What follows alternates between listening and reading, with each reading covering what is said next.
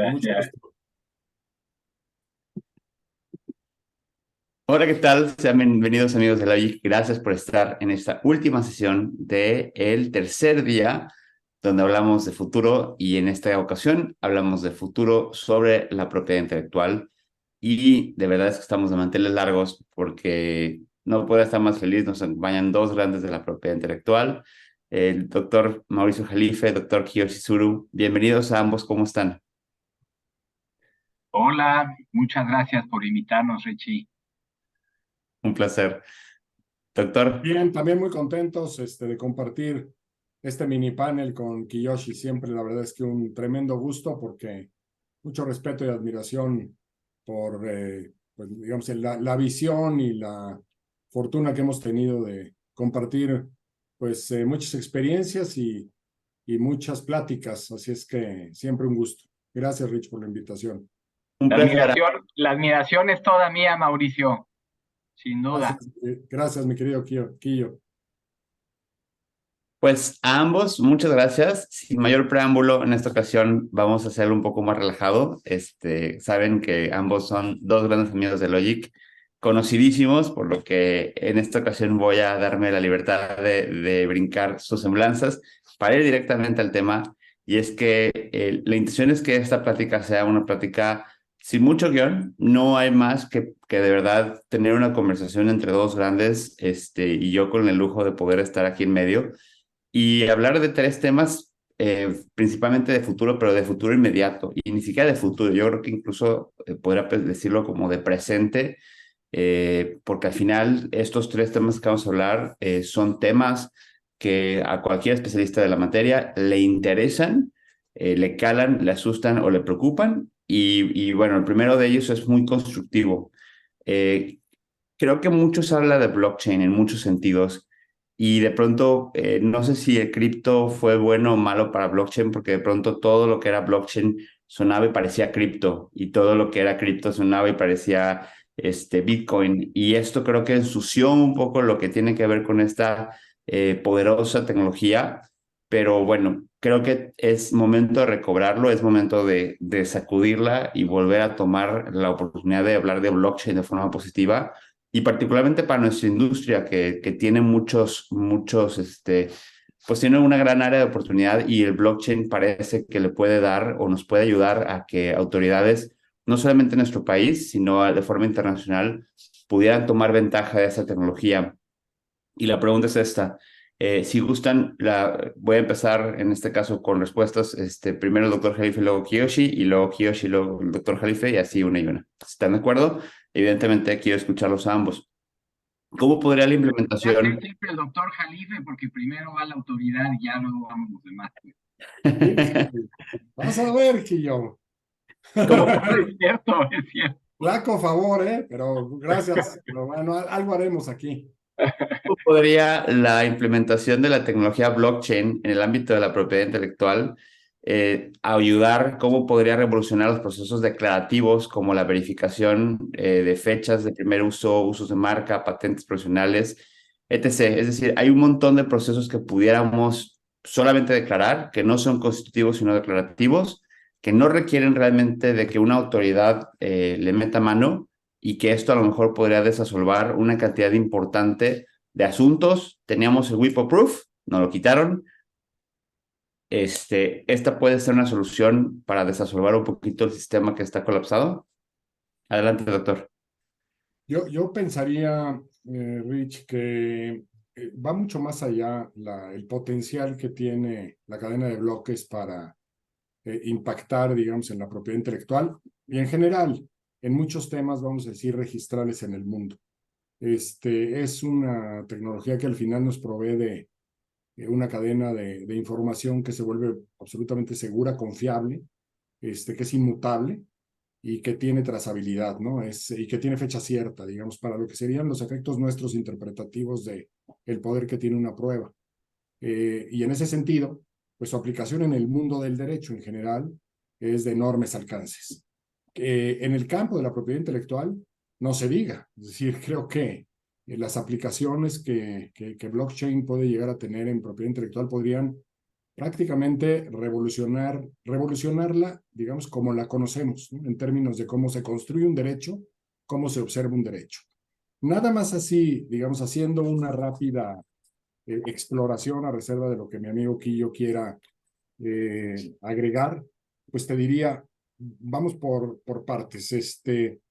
En materia de derechos de autor, pues todo lo que tiene que ver con autentificar la autoría, en donde se genera la autoría de una obra, eventualmente qué cambios sufre en su proceso en términos de obra primigenia y obra derivada en caso de que exista, en dónde se crea la obra, si se otorgan o no autorizaciones en algún determinado momento, si se celebran o no transmisiones de derechos. En NFT, con los NFTs hemos visto ya pues la gran aplicación que puede llegar a tener blockchain en términos de poder acreditar o conocer esa trazabilidad que tiene la generación de derechos alrededor de una obra, pero además son pruebas que resultan altamente confiables, pero además altamente económicas, lo cual, digamos que les dota de un ámbito de aplicación y de eficacia enorme.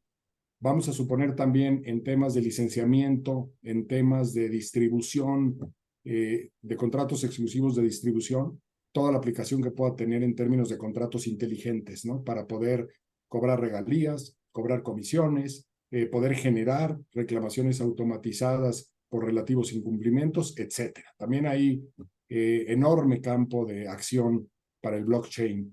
Luego tenemos todo el tema de mercado gris y mercados falsificados, toda la aplicación que podemos encontrar para estos programas de cómputo, en donde podemos saber dónde se origina una mercancía, cómo se distribuye, a dónde llega, a qué sectores, si realmente es una mercancía genuina o no, poder ya terminar con la amplísima discusión de cuándo es un producto auténtico o no para fines de importación paralela, por ejemplo, y luego poderle garantizar a los consumidores que un medicamento que están recibiendo, pues efectivamente está avalado por el titular de la marca y no que fue probablemente distribuido en un mercado donde no había autorización o donde era una medicina diseñada para fines distintos o grupos étnicos distintos a los destinatarios, etcétera. Es decir, en términos de poder disminuir la falsificación de productos, creo que también estamos ante un prácticamente cambio de época.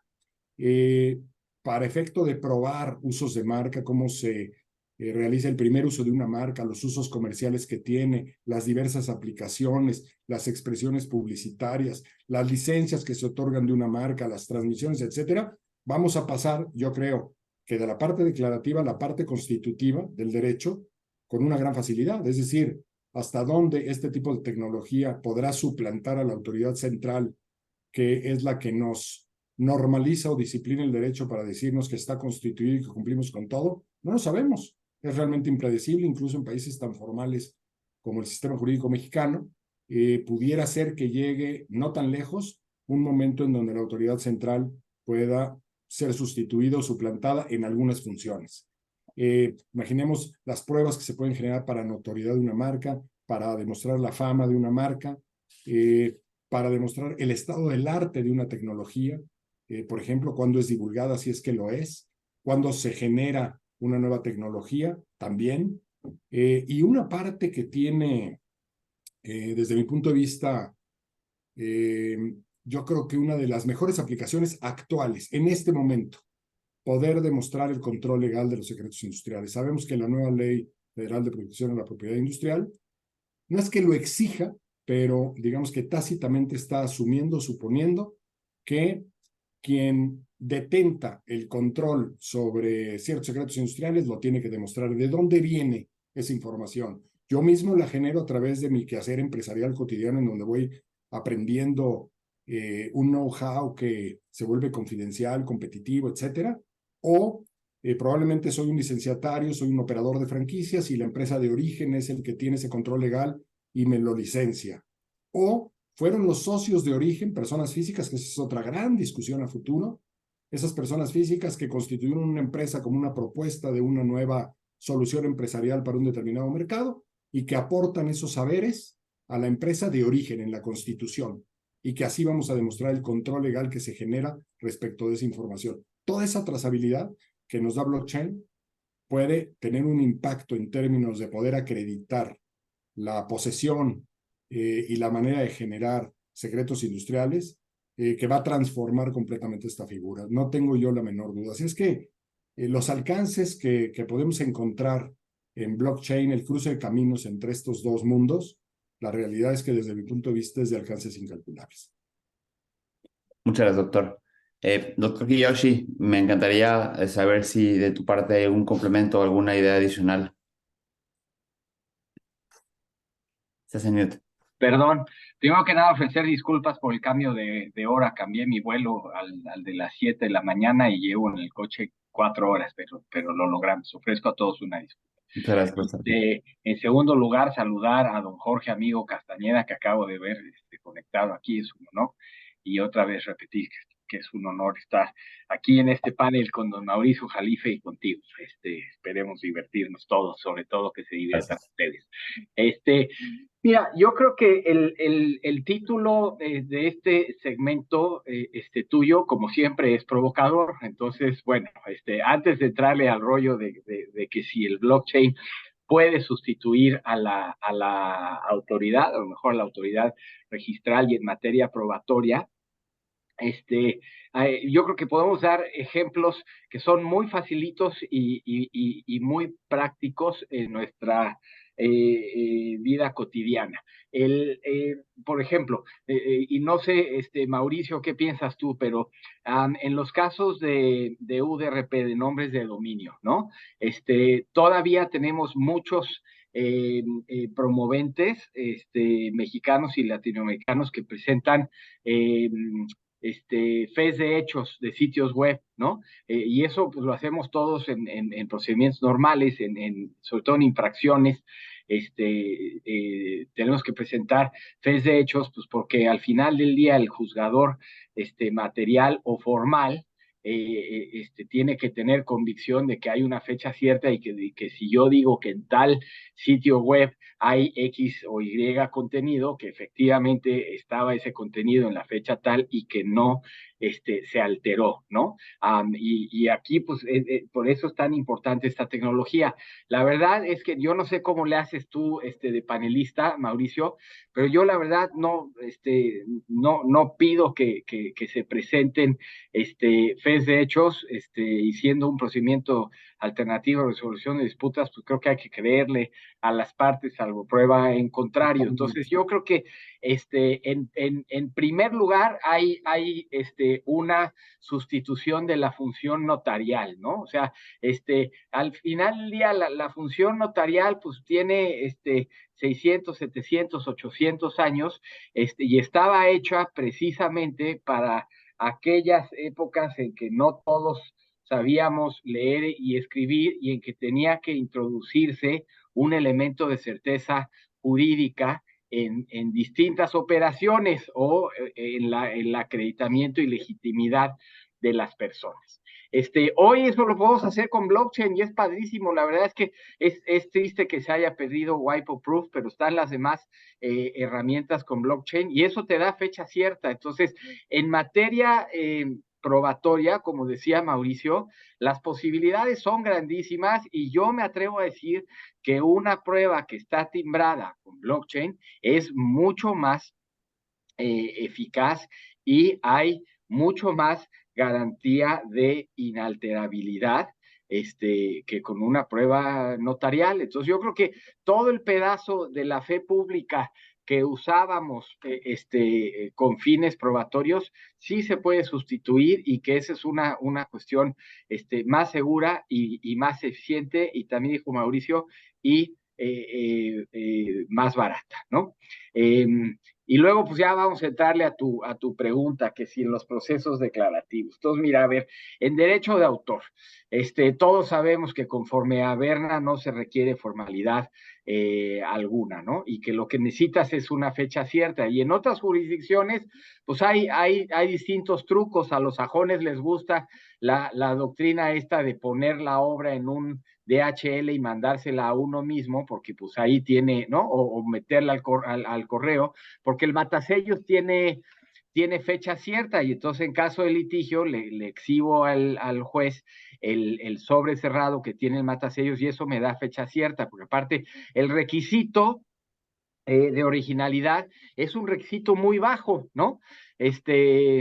Entonces, pues bueno, creo que tu pregunta con jiribilla es esa, si con blockchain pudiéramos sustituir alguna de estas funciones.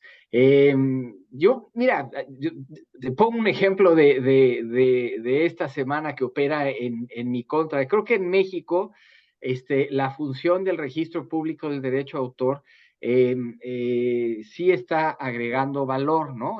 Yo esta semana tuve una cuestión de originalidad, en donde el registrador me cuestionaba la originalidad, y la verdad es que si tomamos en cuenta el bienestar del ecosistema, yo lo agradezco, porque sí tienes por lo menos un guardián que se está asegurando que este requisito, aunque sea un requisito muy delgado, sí se cumpla, y eso no lo podemos hacer con blockchain, ¿no? Entonces creo que ahí sí todavía el ojo humano, sobre todo el ojo del experto, sí es muy importante. Creo que esa era tu pregunta, te digo con jiribilla, querido Richie.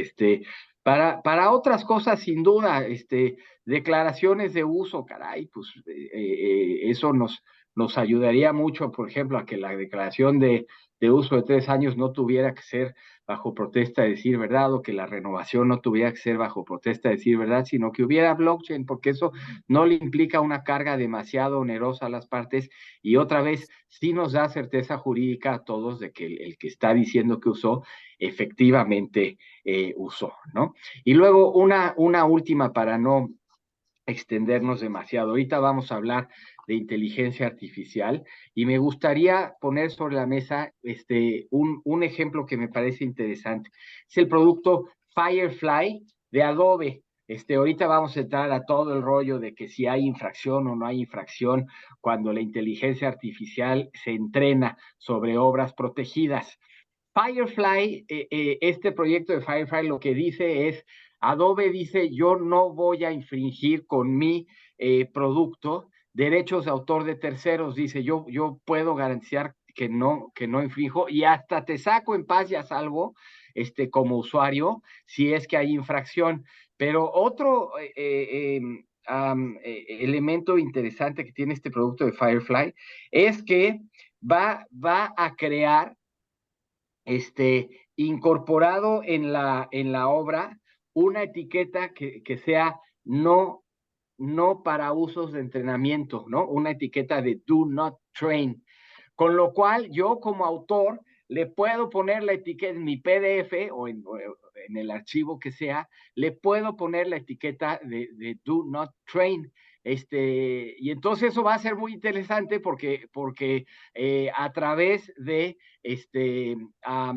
features dentro del DRM o el MTP, la medida tecnológica de protección, y la información sobre gestión de derechos, ahí le puedo poner no se use para entregar y para entrenar, ¿no? Y si esto lo ponemos, lo encapsulamos en blockchain, pues como dice Mauricio, está padrísimo porque tienes una trazabilidad perfecta. Entonces yo como autor puedo saber cuántas veces mi obra fue o se intentó utilizar para entrenar a inteligencia artificial. Y si no quiero ponerle que no se use, pues por lo menos que cada vez que se use, ahorita vamos a ver si hay derechos o no hay derechos, pero suponiendo que hubiera derechos, cada vez que se use, haya una compensación o una remuneración por el uso. Entonces, sin duda, el blockchain nos da herramientas que no son de ciencia ficción, que podemos utilizar ya hoy todos los días, y que vamos a tener que empezar a tener diálogo con las autoridades y con los jueces para que exista un pleno valor probatorio de la evidencia timbrada con blockchain, ¿no? Una pregunta a ambos, quien guste responderla. ¿Por qué si ya teníamos WIPO Proof que se antojaba para ser una herramienta internacional proveída por la máxima autoridad en la materia, la desconectan? A ver, Quillo, tú sabes. Me la aplicaste. Mira, yo creo que WIPO Proof es una gran herramienta. Te digo, yo me puse feliz cuando salió y la publicité mucho y en casos de UDRP hasta pedía que se usara. Yo creo que el negocio de WIPO no es un negocio tecnológico, ¿no? Lo que a mí me gustaría ver, y entonces, ¿no? Por ejemplo, en UDRP lo han hecho muy bien y ese es casi un negocio tecnológico.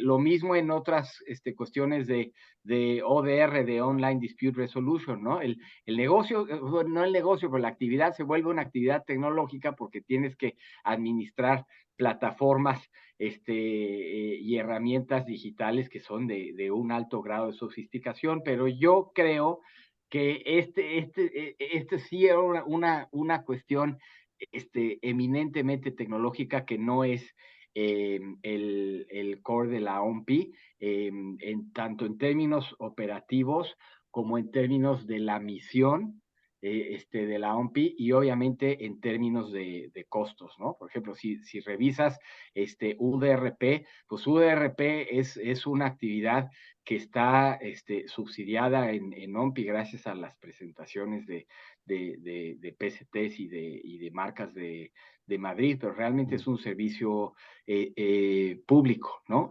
Lo que a mí me gustaría ver es que hubiera, por ejemplo, outsourcing, pero con la certificación de OMPI, es decir, que OMPI tuviera 3 o 4 proveedores de este servicio, pero auditados y certificados en cuanto a confiabilidad y legitimidad.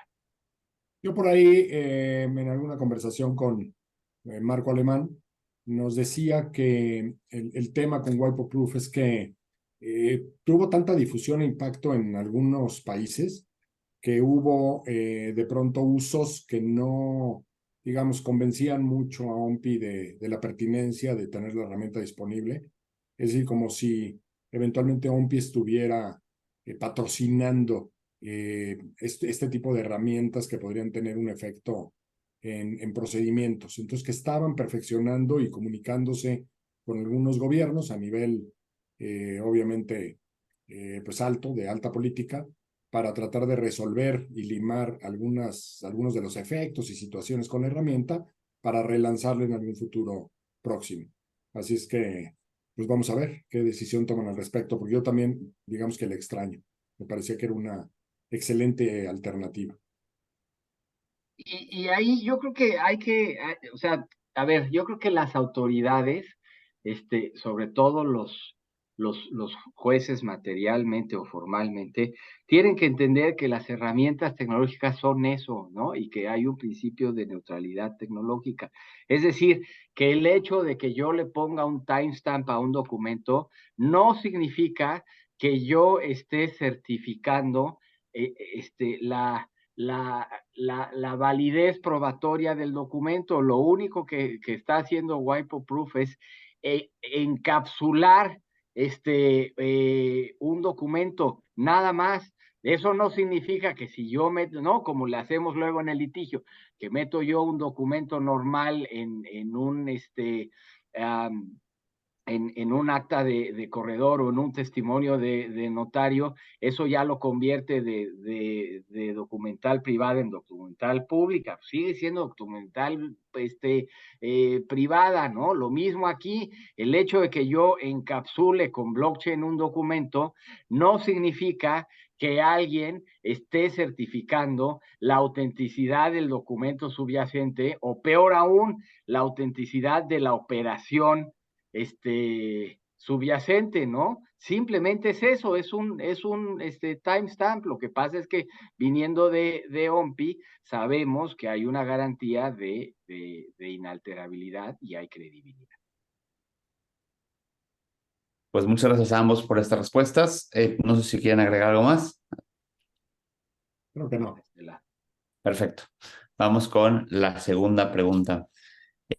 Bueno, pues creo que todos estábamos con una gran expectativa de saber, particularmente los tribunales americanos y ese sistema que resulta ser tan combativo, qué pasaba con el tema de copyright, que si bien es cierto es una tradición jurídica diferente a la continental y que evidentemente el copyright no es lo mismo que el derecho de autor, pues todo el mundo estábamos a la expectativa de saber cómo se resuelven de forma internacional o cuáles son estos criterios que se van formando respecto a la autoría de estas imágenes, prompts, todo lo que pueda llegar a generar la inteligencia artificial generativa. Y bueno, por un lado, de alguna forma ya tenemos confirmación incluso, ¿no?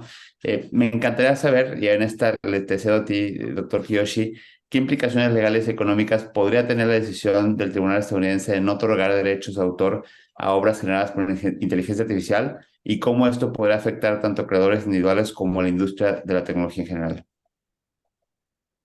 Gracias, esa es la pregunta quintesencial. Mira, a ver, en el caso que nos tiene a todos asombrado, el caso de Saria of the Dawn, of the Dawn, hecho por Midjourney, lo que nos está diciendo hace unos días la Oficina de Derecho de Autor de Estados Unidos es, bueno, a ver, inicialmente teníamos el rollo, Saria of the Dawn es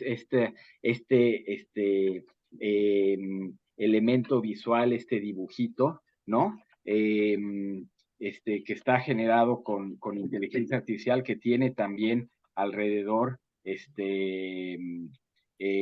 alrededor texto, ¿no? Entonces, inicialmente la Oficina de Derecho de Autor había dicho no, porque no hay un proceso creativo, ¿no? Esto va más allá de las determinaciones iniciales sobre si la inteligencia artificial puede considerarse autor o no, y creo que ahí en casi todo el mundo, en los casos, sobre todo en los casos de Thaler, el de Davos, que se lanzó a pedir patentes por todos lados, pero también se lanzó a pedir derecho de autor. Ahí creo que queda claro, salvo en China con el caso de Dreamwriter, que tampoco es para escandalizarse diciendo que los chinos sí le dan derecho de autor plenamente a un sistema de inteligencia artificial, pero en China sí hay un reconocimiento que no es realmente derecho de autor, sería más bien derecho sui generis, pero alrededor del mundo, entonces creo que nos queda claro que no se les reconoce el carácter de autor, porque tanto por los fundamentos constitucionales de que no se le puede dar, o sea, el origen, función y destino de la propiedad intelectual es darle incentivos a los creadores para que creen. Y hasta hoy las máquinas no crean guiadas por estos incentivos de tener una remuneración económica. Entonces, y por lo tanto, lo que están decidiendo las oficinas alrededor del mundo es no hay titularidad para la máquina, porque las definiciones de las leyes dicen que el autor es un ser humano. Ahora, pasando de esta familia de casos a Saria of the Dawn, lo que tenemos que es muy interesante es que sí, respecto de qué sí se otorga. Entonces, inicialmente la oficina dice no. En esta decisión emitida hace unos días, lo que sucede es que nos dice, a ver, los pedacitos donde sí hay atribución de la obra respecto de su autor, eso sí te los voy a reconocer y te los registro, ¿no? La parte de textos, por ejemplo. ¿Por qué? Porque ahí sí se prueba el vínculo de originalidad, ¿no? Isidro Satanovsky dice, la originalidad es el vínculo que existe entre el autor y su obra. Es ese vínculo y por eso es un requisito tan chiquilín. Entonces nos dice, o sea, entonces la Oficina de Derechos de Autor no dice, americana no está diciendo, no voy a otorgar protección, punto. Está diciendo, sobre los pedazos donde sí exista prueba de ese vínculo de autoría, ahí sí vamos a otorgar. Respecto a lo demás, no, porque está hecho de manera automática. No hay verdaderamente la creación de una obra. Y entonces ahí vamos a tener que regresar al famoso caso de finales del siglo 19, el caso de la foto de Oscar Wilde, ¿no? Es un caso de 1884, Burroughs Gills contra Sarony, en donde la Suprema Corte se enfrentó a la pregunta de si la foto, de si una fotografía era una obra o no, y luego, si dependiendo de la respuesta, si merecía reconocimiento de derecho de autor o no. Y la Suprema Corte nos dijo que sí. Entonces ahorita todo el mundo está con la moda del Burroughs Giles, porque lo que están diciendo es, si hace 140 años ya se hizo la pregunta de si una foto es obra o no, ¿qué pasa aquí cuando, bueno, no es una fotografía? O sea, ahí era el salto de la pintura, donde el pintor agarraba su pincel y esa es una obra, y entonces luego decían, pues la foto es trampa, porque no hay obra, nada más le estás haciendo clic y ya. Sí, pero la Suprema Corte nos dice, sí, pero hay iluminación, hay composición, hay vestuario, hay expresión del modelo, ¿no? Y todos esos elementos implican decisiones creativas y por lo tanto, se cumple el requisito de originalidad. Aquí la pregunta ahora es si las instrucciones que le estoy dando yo a la inteligencia artificial, las instrucciones, los prompts que le estoy dando a la inteligencia artificial, constituyen suficiente decisión creativa que detone el elemento de originalidad. Y la Copyright Office nos dijo que no, que el dictarle una serie de elementos a la máquina para que la máquina produzca no constituye en sí mismo un elemento de originalidad. Gracias, doctor. Doctor Jalife, me encantaría escuchar tu opinión. Bueno, yo creo que la resolución, digamos, tratando de entender bien su naturaleza y sus alcances, es que no estamos en presencia de una obra protegible por el derecho de autor, digámoslo así. Yo veo esta obra digital que desató la polémica en Estados Unidos hace 3 años por haber ganado un concurso en donde nadie sabía que era una obra de inteligencia artificial, el teatro de la ópera espacial, y me parece no solamente una obra absolutamente original, sino además virtuosísima, hermosísima. Y seguro, pues es este resultado de la combinación de una base de datos de imágenes, de probablemente 100,000 imágenes, en donde no hay manera de establecer cuáles pedacitos tomó de dónde para finalmente generar este resultado, y luego sometido a un proceso, además de Photoshop o lo que sea, bueno, pues al final tenemos esa imagen, está frente a nosotros, y yo diría en los términos convencionales en que nos referimos a la originalidad, es absolutamente original. ¿Cómo se creó? Está creada, pero estamos en presencia de algo que no es protegible por el derecho de autor, porque simplemente no hay un autor o un grupo de autores identificables. Estoy de acuerdo. Bien, partamos de esa base.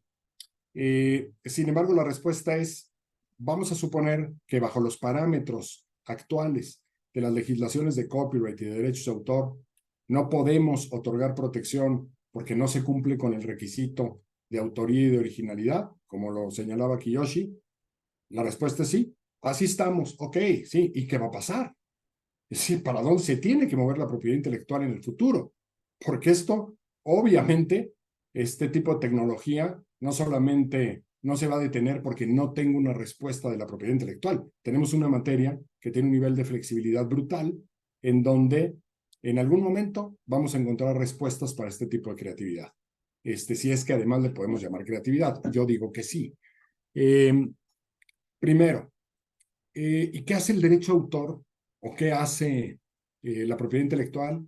Volteando a ver obras colectivas de entes que son grupos indígenas o étnicos, buscando proteger obras que tienen 500, 600 años de creadas. Eso no desafía al derecho de autor y a la propiedad intelectual. Es decir, está adecuado, es correcto pensar en que esta es la materia que debe proteger el patrimonio cultural, la herencia cultural. Bueno, pues hemos encontrado, por analogía, una flexibilización de algunos principios para tratar de traer a la materia este tipo de expresiones culturales tradicionales o conocimiento tradicional, pues para otorgarle algún tipo de protección que se equipara o se asemeja a la propiedad intelectual, que se llega a comportar como las figuras de propiedad intelectual. Yo creo, desde mi punto de vista, que ya llegó el momento en que va a ser necesario reconocer que las personas morales crean. Porque la pregunta sería, si en este momento se crea una obra por inteligencia artificial que claramente vulnera los derechos de una obra protegida, ¿qué hacemos? ¿Nadie responde? ¿Nadie es responsable de la infracción? Evidentemente tendríamos que dirigir la infracción en contra de, pues vamos a suponer, la empresa que facilitó, coordinó estos esfuerzos creativos para llegar a la producción de una obra que vulnera un derecho de un autor que tiene derecho sobre una obra. Evidentemente tenemos una acción y nadie nos la podría cercenar ni cuestionar. Entonces, si tenemos un responsable para imputarle la violación de un derecho, ¿por qué no tenemos un responsable para imputarle la titularidad de una obra creada por inteligencia artificial? Mi pregunta sería a ambos. Y ahí, no sé, Adelante. no sé si podamos, a ver, ya, pues para eso nos trajiste, para Para generar. eso estamos aquí. Adelante. Mira, totalmente de acuerdo con Mauricio. O sea, a ver, la cuestión aquí es, primero, ¿dónde está la actividad creativa, ¿no? Y segundo, ¿qué tipo de protección? ¿No? En esta obra de ópera del teatro espacial, pues sí es muy elaborada. A mí personalmente no me gustan los elementos de la composición, pero sí es una obra compleja e interesante y conceptualmente también padre con los planetas acá y demás.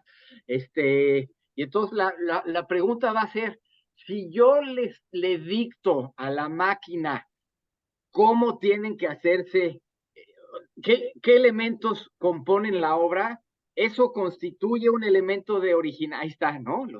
¿No? Constituye o no los elementos de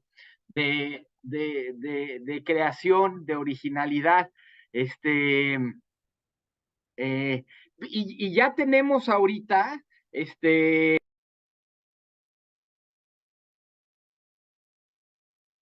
¿Te pusiste en mute? ejemplos en donde el autor no está dando pinceladas, ¿no? Les puse ahorita este caso de Mauricio Catelán, en donde Mauricio Catelán le dice a un escultor de estas de figuras de cera, de esculturas de cera, de estatuas de cera,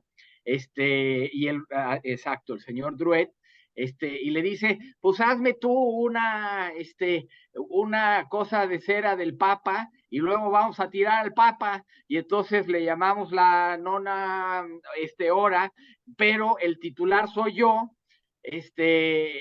y tú solamente eres el artesano, pero realmente el artista soy yo. Y entonces luego sale Druet y dice, no, hijo, pues el que hizo la escultura fui yo y el que tiene derecho soy yo, ¿no? Y luego lo podemos trasladar a otras cosas, ¿no? Si habláramos, por ejemplo, de repente de alguien que hace escultura y que la escultura es realmente el logo de una institución que se metió a un programa de diseño asistido por computadora y luego se mandó a un taller de soldadura metálica y eso ya es una obra, ¿no? O sea, lo que yo hice fue agarrar tu logo, meterlo a la cosa de CAD y luego el plano dárselo a un soldador. ¿Eso me convierte a mí en autor o no? Y entonces aquí el requisito de originalidad lo vamos a tener que ver, ahí está, ¿no? Entonces ese no lo hizo Catalá, lo hizo Drouet, pero Catalá dice, es que yo conceptualmente hice esto, ¿no? Y esto está pasando mucho en el arte contemporáneo, ¿no? Si a mí se me ocurre hacer uno de estos perritos que hacen los payasos con globos, ¿no? Pero lo hago en metal, pues luego eso acaba costando $4 millones.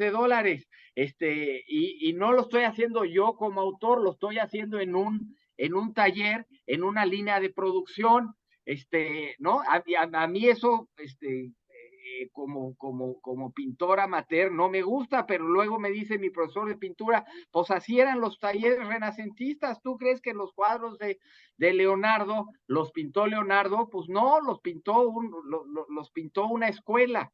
Entonces ahí sí estoy de acuerdo con Mauricio en que estamos redefiniendo este concepto de qué es la originalidad.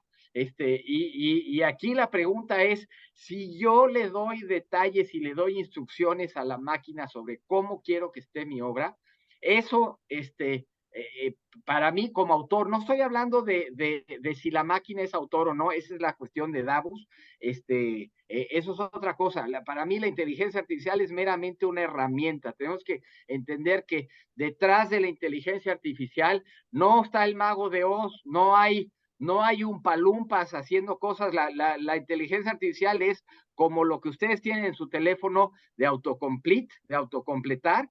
Eso es lo único que hace la inteligencia artificial. Estadísticamente va juntando cuáles frases van una junto a la otra con estos modelos de large language models, ¿no? Entonces, no es que esté pensando, es un collage, ¿no? O sea, en palabras es muy claro, es como el autocomplete, con millones y millones y millones de textos que se entrenó. Lo único que decide la inteligencia artificial generativa, por ejemplo, ChatGPT, es cuál frase probabilísticamente le va a estar junto a otra frase. Eso es lo único que hace, pero no está tomando una decisión creativa. En el rollo visual y de videos y demás, lo que está haciendo es, con estos large language models, jaló un montón de información, luego se etiquetó, mucho de ese etiquetado lo hicieron seres humanos, ¿no? A veces en condiciones laborales no muy buenas, de manera que el sistema aprende que gato es gato y no perro. Y entonces lo que está haciendo es un collage. Yo le pido un perro y que me lo ponga en un escenario sobre el alumno, vamos a decir el Principito. Entonces yo quiero un planeta y quiero un niño con su bufanda y quiero que haya un zorro y una rosa y tacatán. Y entonces le estoy dando las instrucciones a la máquina y me da el cuadro final. Y entonces aquí la pregunta, así como la pregunta de si el que le sacó la foto a Oscar Wilde tiene derechos, la pregunta va a ser, si yo le dicto a la máquina cómo quiero el cuadro, ¿eso me constituye en autor? Y luego, ¿qué tipo de protección viene? ¿No? Y entonces estoy de acuerdo con Mauricio, habrá una protección, no sé si sea una protección de derecho, de autor, ¿no? A lo mejor nos acercaremos a la doctrina sui generis, ¿no? Por ejemplo, en nuestra ley sí tenemos en el 108, creo, doctrina sui generis para las bases de datos no originales. Es decir, las bases de datos, lo que se protege, y esto es lo que dicen los chinos en el caso de Dreamwriter. Están diciendo, oye, reporte financiero que saca Tencent 2 segundos después de que cierra la bolsa de Shanghai, es protegible o no, y dicen, pues sí debería protegerse porque detrás hay un montón de inversión. Sí, pero eso no es derecho a autor, eso es derecho sui generis. Entonces, lo que estamos protegiendo es la inversión, no estamos protegiendo la creatividad en sí misma. Rapidísimo, nada más para tratar de completar o espejear tu idea, Kiyoshi. Yo creo que la pregunta correcta va a ser respecto a inteligencia artificial, ya no dónde está el autor, ¿no? A la manera de las películas de dónde está el piloto. sino dónde está el titular de derechos. Es decir, tendremos que buscar quién es el titular de un derecho. Y creo que tendremos que recurrir a una gama más amplia de teorías explicativas de la naturaleza del derecho de propiedad intelectual, porque lo hemos pensado siempre y nos gusta mucho por lo edificante que resulta la idea de recompensar la creatividad de alguien que aporta lo más sentido de su espíritu humano a la sociedad a través de un acto creativo, ¿no? Y igual en la parte tecnológica, inclusive con los inventores. Pero, al final, también la teoría de la funcionalidad política de la propiedad intelectual, de la funcionalidad económica, es una teoría que lo explica. Es simplemente una política de Estado que pretende agregar valor a las cadenas productivas y que consecuentemente se decide por su eficacia económica en este tipo de estructura. Así es que es lo que creo que tendremos al final que buscar en este tipo de herramientas o de obras creadas por este tipo de herramientas que están desafiando los postulados sobre los que hemos trabajado y montado la propiedad intelectual a lo largo de los años, pero que no es la única teoría que la explica. Ese sería mi comentario. Gracias, doctor. ¿Algo adicional, doctor Kiyoshi? Es que yo creo que eso no es derecho de autor. O sea, yo Claro, creo puede que ser otra cosa.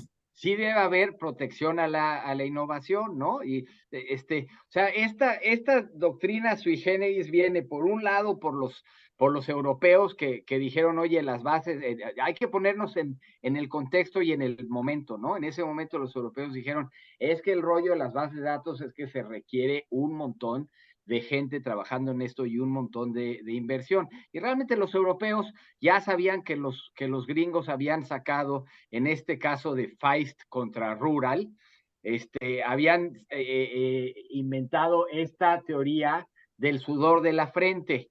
Pero eso no es derecho a autor, lo que, Pero, ¿no? O sea, ¿sabes qué en pasa aquí, Feist Yoshi? uno Perdón. se fusiló el Sí, directorio sí. telefónico del otro. Nada más que la ley de derechos de autor está llena de derechos que no son de autor. El derecho de imagen, los derechos conexos, los productores de fonogramas, etcétera, etcétera. Y no son derechos de autor, son conexos, se parecen, se comportan como, y los tenemos que proteger por funcionalidad. De acuerdo. Ahí vamos en ese paquete. De acuerdo, el 87 no tiene que hacer ahí, o sea, sí tendría Exacto. que salirse de ahí, pero lo que mi punto es, estoy de acuerdo contigo en que es una cuestión de política industrial, pero Claro. no es, pero yo sí soy purista del derecho intelectual en el sentido de que la única justificación para otorgar un monopolio, que los monopolios castigan al mercado y castigan al consumidor, es,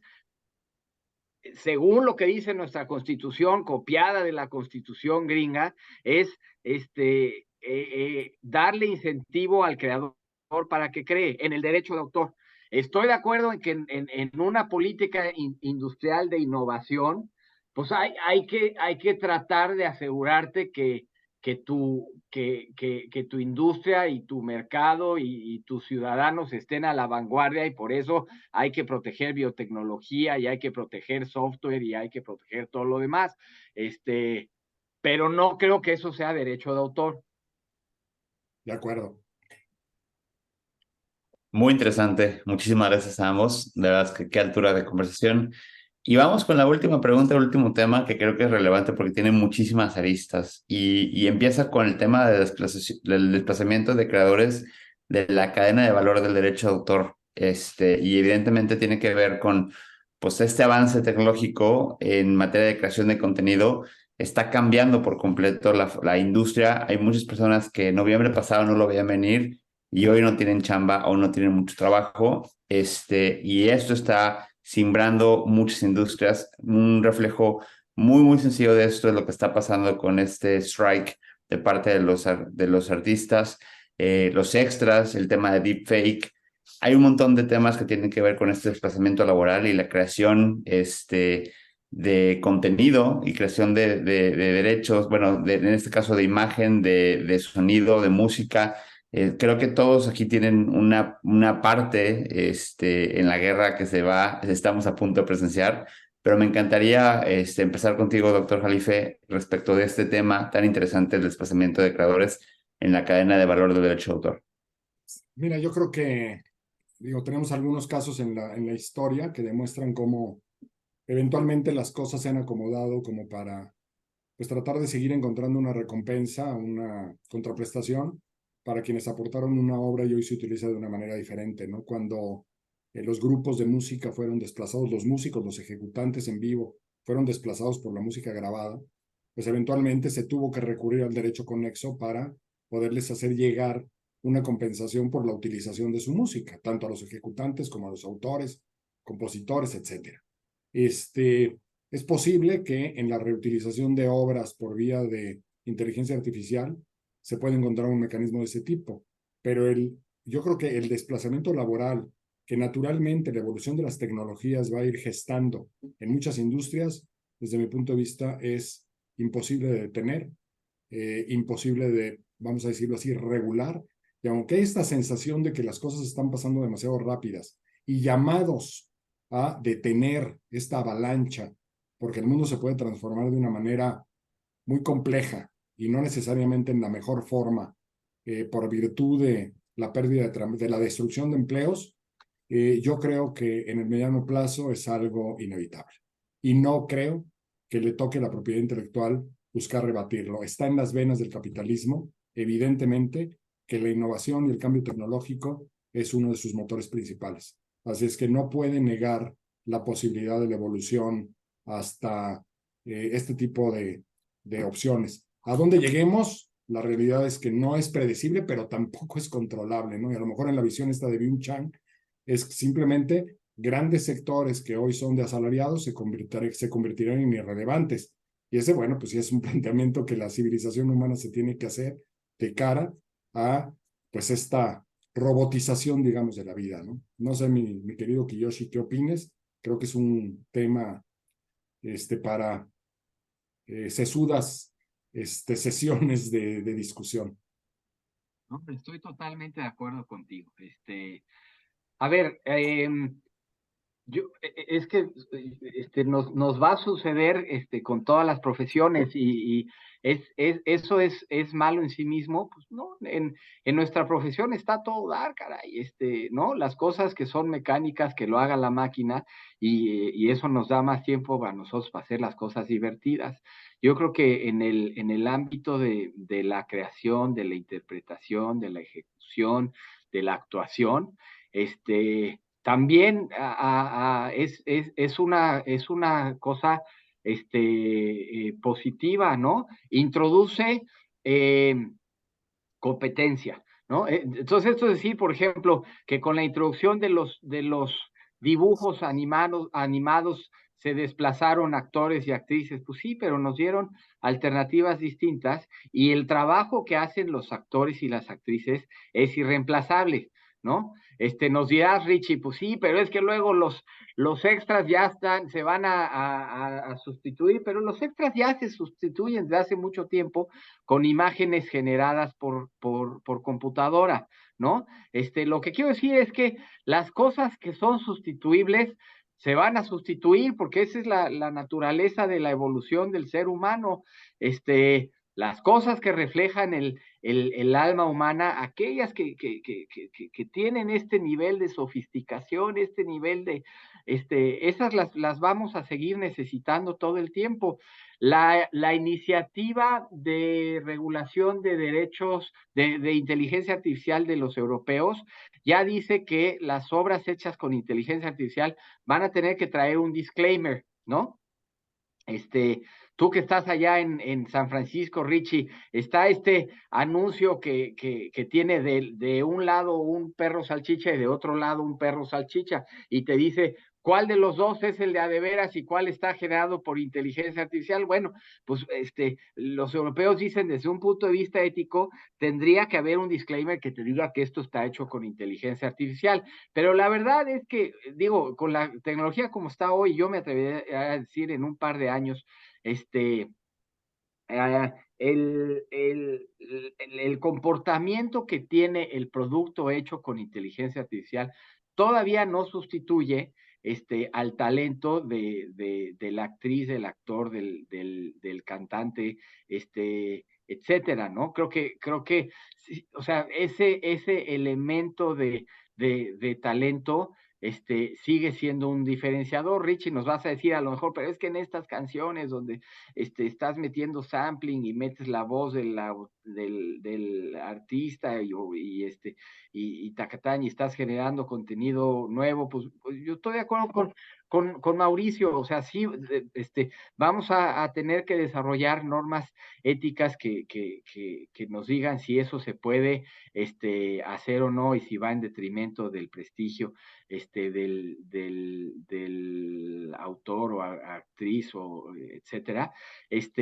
Pero también va a venir la discusión padrísima, parecida a la que tuvimos en los 90 con los tratados de OMPI de Internet, sobre si la concepción de facultades exclusivas que tenemos sirven para remunerar a los autores, a los intérpretes, ejecutantes, tacatán, en este nuevo medio, ¿no? En los tratados de OMPI se creó el nuevo derecho de puesta a disposición, porque no era comunicación pública, no era distribución, es una puesta a disposición.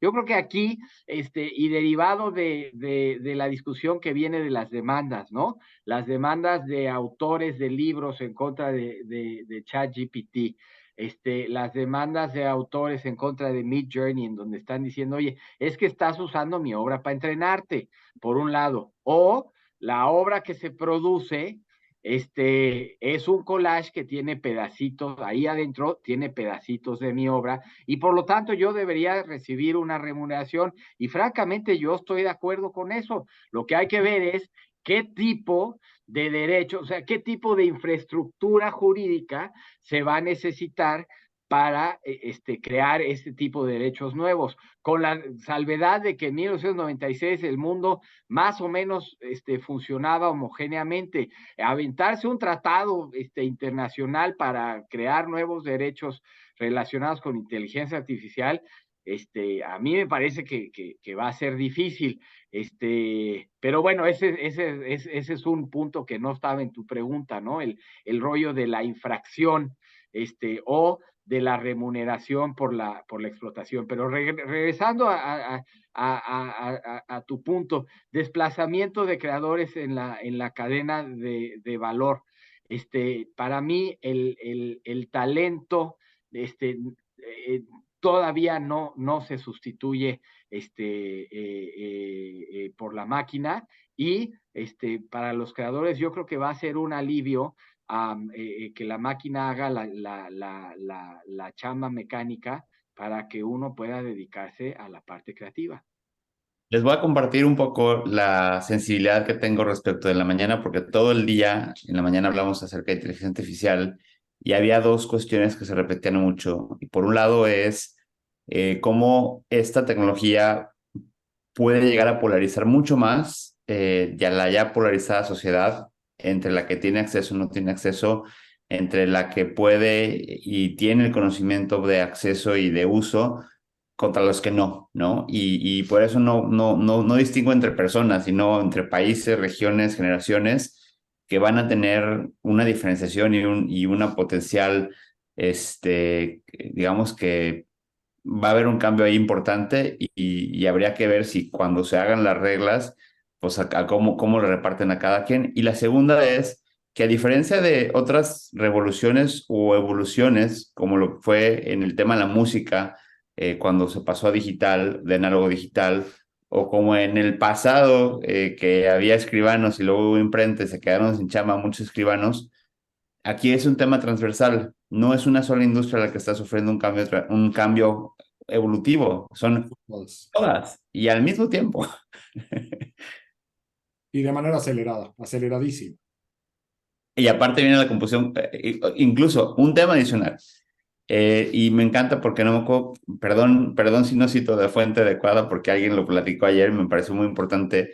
La teoría, creo que era David Pizaña, que a lo mejor está por aquí, la teoría de Moore ya no es tan aplicable porque ya pasamos de la computación convencional a la computación cuántica y eso trae una cuestión adicional de exponencialidad respecto a la tecnología. Es decir, no sé si lo estamos, o sea, el hecho de voltear a ver para atrás para ver cómo nos volvemos para adelante sea tan aplicable el día de hoy con las herramientas que tenemos. No, yo también creo que estamos por ver cosas que jamás habíamos anticipado y que sí pueden transformar la sociedad de manera radical. Creo que los próximos 30 años serán muy interesantes. Pero qué suerte que nos tocó vivir en esto, ¿no? Sí, claro, es una maravilla. ¿No? Sí está padrísimo. A ver, sí, a ver, esta revolución industrial sí es diferente, sí. Lo que decía Mauricio, ¿no? Pues nos vamos a convertir en el mundo de Wall-E, en donde vamos a tener un montón de gente ociosa, y entonces tienes ahí un círculo interesante, porque todos hay que producir un montón de entretenimiento para la gente que esté ociosa y demás. Estoy hablando del mundo distópico en un argumento ad absurdum, ¿eh? Pero, No, pero es real. sí, Claro. es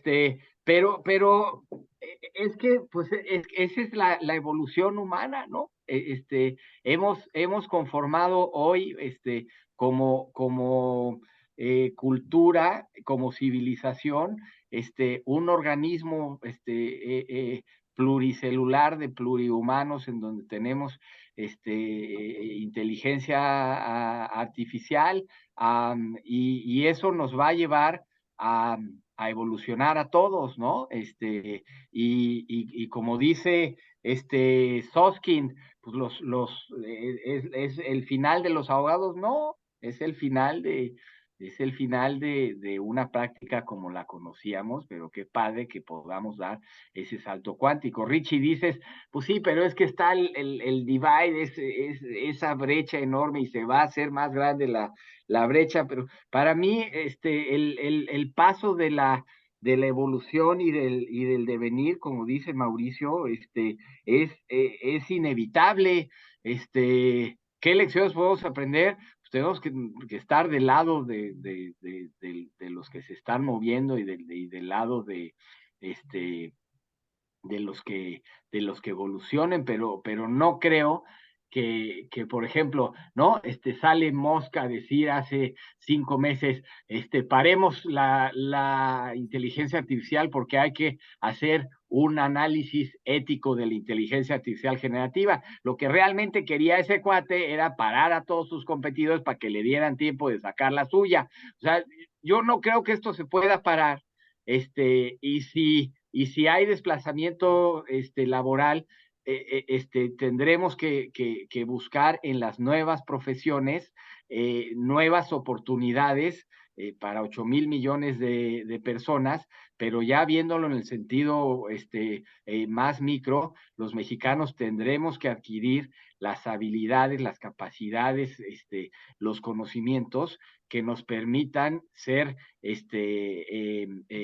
early adopters, y que nos permitan entrarle a la ola, por lo menos en las tandas de al principio, y no las de al final, ¿no?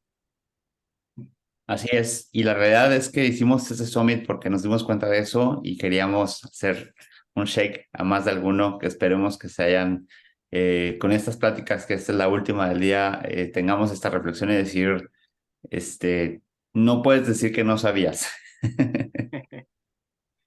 Los abogados, te digo, Soskin lleva 15 años diciéndonos, ¿no? Escribiendo el libro El final de los abogados, el futuro del derecho, hombre, 15 años, 10 años, ¿a poco no sabíamos que preparar una solicitud de marca era una labor mecánica que un día iba a ser sustituida, ¿no? Yo digo la parte mecánica.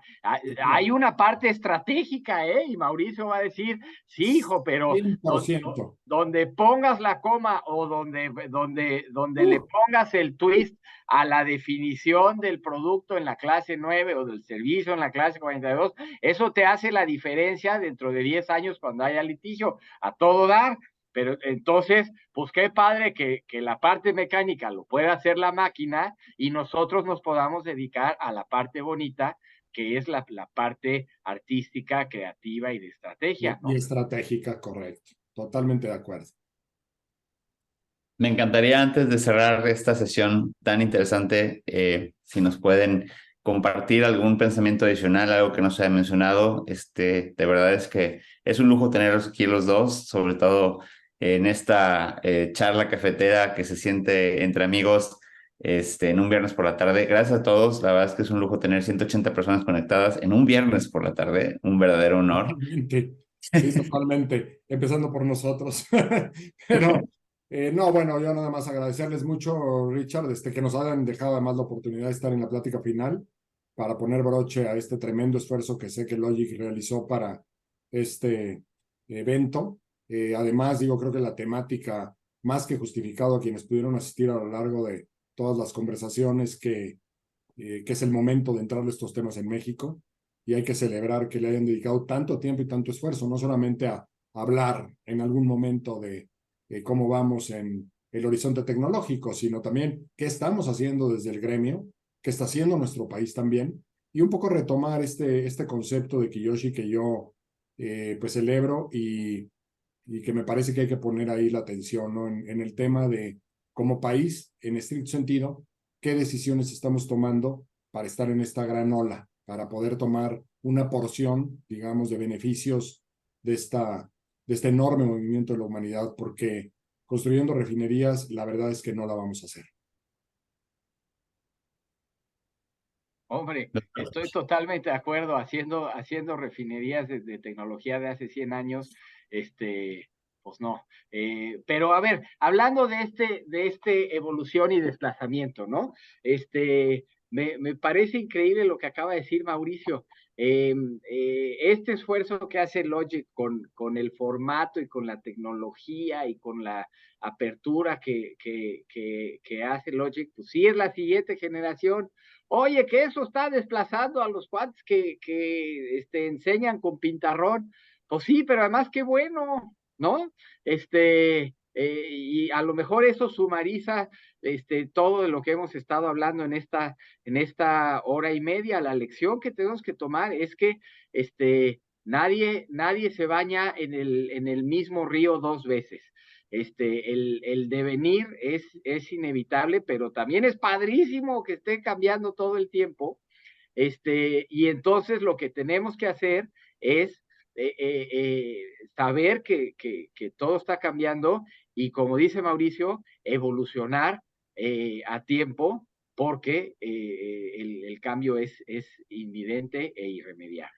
Y si me permite nada más un último pensamiento, yo francamente estoy sorprendido de la cantidad y de la calidad hoy de especialistas en propiedad intelectual que hay en México. Es ya abrumador el número, es exponencial, digamos, el crecimiento que afortunadamente esta materia ha tenido en los últimos 20, 15, 10 y 5 años, ¿no? Y en este esfuerzo, pues afortunadamente creo que todos estamos pudiendo participar para este efecto expansivo.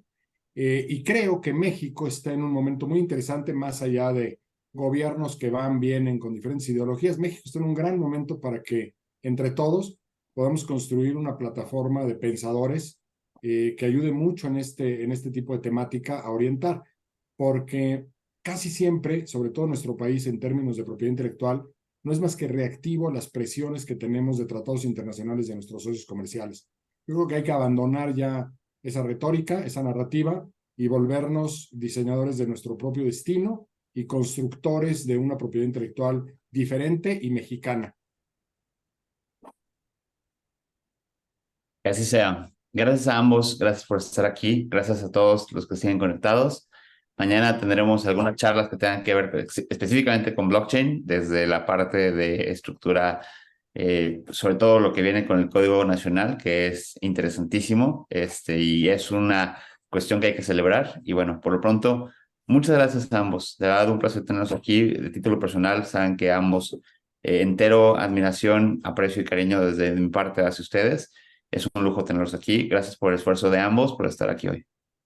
Bueno, recíproca, querido Richard, y como siempre, un gusto enorme estar contigo, Kiyoshi, en una plática.